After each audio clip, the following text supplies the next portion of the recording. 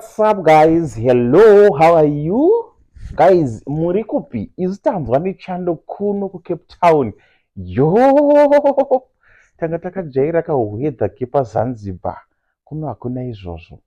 So guys, chiredzi mawani chiredzi musi wa29 pari kutopisa, panenge pachipisa. Roi ino iri kuenda kunovhura shopu muchiredzi. Saka pachange pachiitwa road show guys muchiredzi. Chiredzi yanowanirwa nyasha kumasvingo kuchiredzi uko panenge pachiitwa road show, pachifariwa, pachibvunzwa maquestions akasiyana siyana neroi ino Solartech. Maybe unogona kunge watanga kuinzwa nhasi kana kuti wakanga matogara tichitaura pano. Roi ino ikambani hombe kwazvo inozikanwa nokudai kuisa magetsi kudzimba dzavanhu.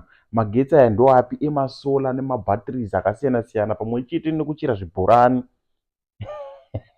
Zvibhorani zvinoshanda namagetsi emasola iwayo zvisina need yekunogwehla, maizvinzwa. So iri kuuya roi ino iri kunovhura shopu muchiredzi musi wa29 musi wa29 June. Uko kune road show, kunenge kuine macontent creators akasiyana siyana nevamwe vaimbi vakasiyana siyana pachihwiniswa maT-shirts, masolar panels nezvimwe zvakasiyana siyana, mabatteries nezvakawanda zvakasiyana siyana. So vese vane maservices kana kuti vane mapanels avo ari kudai kuva nemaproblems muchiredzi vakashanda neroi ino, please batai roi ino musi wa29 June. Vanokwanisa kunokufikisirai pachena. Ko handi muri vanhu vedu here? Muri vanhu vevanhu kana kuti isusu tisi venyu? So roi ino iri kuuya musi wa29 June. Please make sure kuti mabatika muchiredzi pashop number inew shop, soka hapana patingazonge takutoiziva nemusoro. It's shop number 57 SME Center opposite N Richards. Shop number 57 SME Center opposite N Richards kuchiredzi.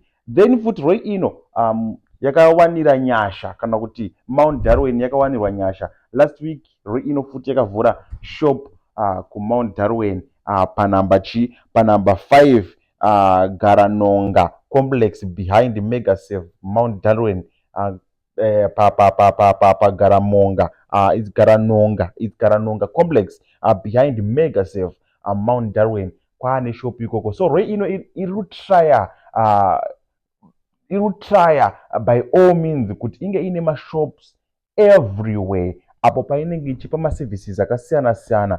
Inenge ichipa masolar panels, mabatteries, magetsi, inenge ichiisa magetsi kwakasiyana siyana. Whether muri kupi kana kupi inouya kwamunenge muri ikoko. Ine huru yadzo mashopu acho, shopu yacho hombe inowanikwa iyo kuHarare inonziyo 43 ndiri kuiremember 43 Robson Manyika exactly muHarare. Ukaenda pa 43 Robson Manyika kona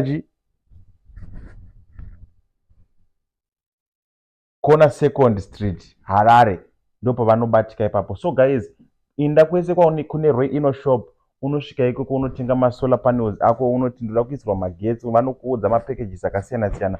Vanobva vatokudhiraivha kudzokera newe kumba kwenyu vonokuisira masolar. Saka please make sure kuti chiredzi mabatika musi wa29 June. Tisingakangane ana yawe kuurungwa tinayo yedu kuti timuurungwe tinayo yedu shop iri padhuze. Tasara kwagutu rei inofanira plan. Sure inofanira plan. So guys, ngatibatane ikoko. Guys, ngatimbosvika kwagutu kaya vana notorera kuHarare. Tikudzima kamera unoonererwa sere. Unoonererwa tikudzima kamera. Guys, chero muri kwagutu kwabushu kupi mangu wafonera vanosvika namba dzavo ndidzo. Saka kwagutu kwabushu. Because kuurungwa iriko shop. Hauzivi address yeshop yekuurungwa. Eiziva. Guys, iri pa next paBata muMukaroi.